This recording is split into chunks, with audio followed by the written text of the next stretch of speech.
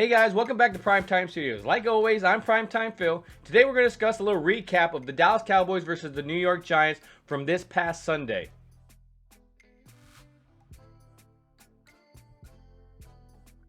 When you look back at the game on Sunday, there's a lot of points that I had made in the previous videos, and I think the main one that I'm thinking of is it's very simple because New York does not have the talent, nor does it have the coaching to stop this offensive onslaught, and it's going to really show unless this offense shoots itself in the foot. Pass is tipped. Pitt can run. Prescott end zone. Pass drops. Fumbled snap. Giants have it. And so I had two different points, and I really thought that if they shot themselves in the foot, there was no way they're going to put up a lot of points. And when I made the point of Dallas should honestly dominate this, and it shouldn't even be close, where Dallas could put a 40-burger or even possibly a 50-burger up, it's really going to depend on if this offense can really put the chokehold down on this Giants team. Here's a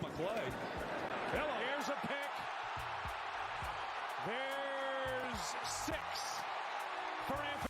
So in the end, Dallas was still able to shoot themselves in the foot and put up a 40-burger to say we can do anything in this NFL, especially when we have this offense and with a complementary defense. So let's look on that defensive side of the ball and see what we were able to do against this New York Giants offense.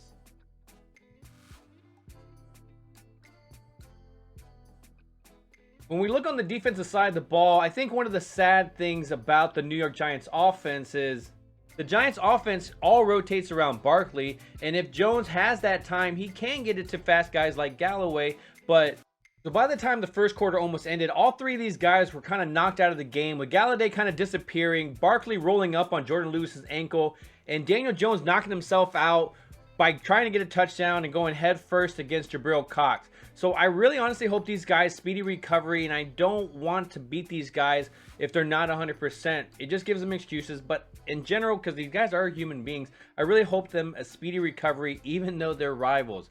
Let's just be human about all this because I really want to beat this team at 100%. But when you focus on our defensive side of the ball, you got to bring up Trayvon Diggs almost every single week. At some points I say, hey, they're going to stop throwing his way, and that is a true fact, but it just hasn't happened yet with, honestly, Daniel Jones really trying Trayvon in the beginning and Trayvon getting his hands on a lot of balls. But this one was the one that really stood out, but unfortunately it was against the backup, but it still adds on. He expects these guys to come out and do their job. That's what they're paid to do. Lennon, good protection, downfield for Board, and Pitt. Diggs has got another. Number 6 on the year. So by this rate, honestly, I should put a segment in here called Trayvon Diggs' Interceptions of the Week, because it's remarkable about what he's been doing every single week, even breaking off of his coverages to jump for those balls. I think it's amazing because he has 6 interceptions for the year, which is more than 30 NFL teams combined in the sense of their whole defense. Like when you look at their one team, their whole defensive secondary does not have 6 interceptions, and him as one person is leading 30 teams in that way. So it's amazing to see, and it's hard to say that he's going to keep this up by the way he's getting his hands on balls as an ex-receiver. He's doing some amazing things, and I look forward to seeing how he incorporates that when teams start to look away from him.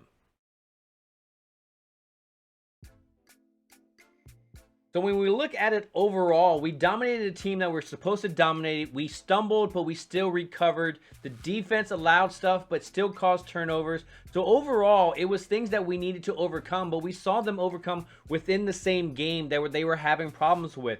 So it's a nice thing to see, but what happens when this team has to go against tougher competition? Can we allow it to shoot ourselves in the foot and still make comebacks?